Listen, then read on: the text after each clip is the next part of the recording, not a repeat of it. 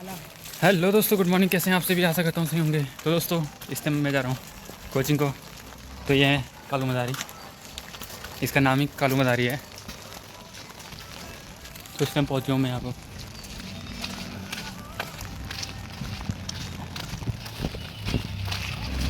इस टाइम तो बारिश थोड़ी कम हो गई है, लेकिन अभी चली हुई है। अरे ठुआएगा क्या? ये देखो बारिश, अपनी शक्ल नहीं दिखा रहा कालू मदारी। तो दोस्तों, मिलते हैं तुम्हें, चलिएगा चलो। तो दोस्तों, इस टाइम हो गए थे हमारे केले ख़त्म।